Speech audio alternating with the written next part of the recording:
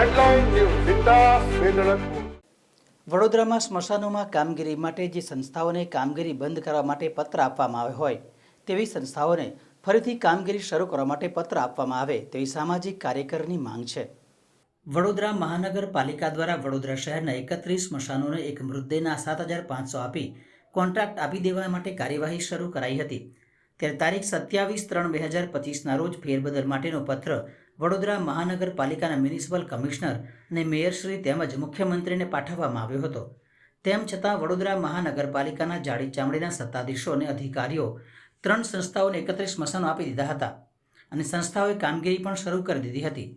જ્યારે બીજી બાજુ જે જૂની સંસ્થા કામ કરતી હતી તે લોકોને પત્ર પાઠવીને કામગીરી બંધ કરવા જણાવ્યું હતું. ત્યારબાદ વડોદરા શહેરના સામાજિક કાર્યકરો, નાગરિકો અને પાર્ટીનો અંદર વિરોધ થતાં આજરોજ આ નિર્ણયને ફ્લેક્સિબલ કર્યો છે અને જે પણ સંસ્થાઓને કામ કરવું હોય તેને આવકાર આપ્યો છે.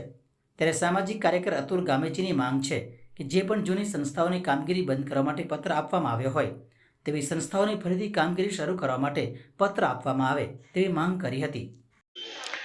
વડોદરા શહેરમાં 30થી વધુ સ્મશાનો આવેલા છે અને આ સ્મશાનો પાછળ એક મૃતદેહના 7,500 રૂપિયા ખર્ચવાનો જ્યારે નિર્ણય લેવામાં આવતો હતો તે પહેલાં અમે વડોદરા શહેરના મ્યુનિસિપલ કમિશનર, મેયર સાહેબ અને ગુજરાતના ગાંધીનગરના આપણા મુખ્યમંત્રી સાહેબને જાણકારી આપી હતી કે આ નિર્ણયને ફેરવિચારણા કરવામાં આવે.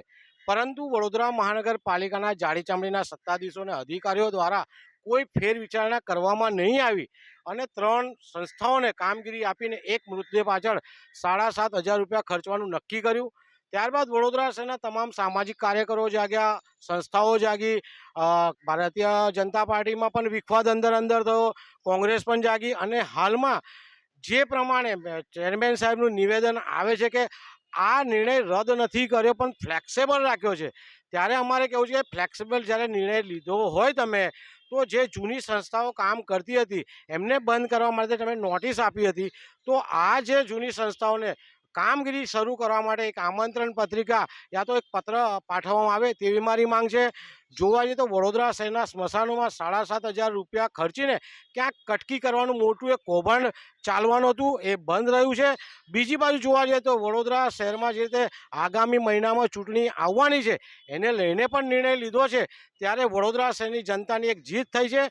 પરંતુ બીજી બાજુ વડોદરા મહાનગરપાલિકાને અમે એમ પણ જણાવ્યું છે કે કોઈ પણ નિર્ણય લેતા પહેલાં જનતાના સૂચનો લે તેવી અમારી માંગ છે.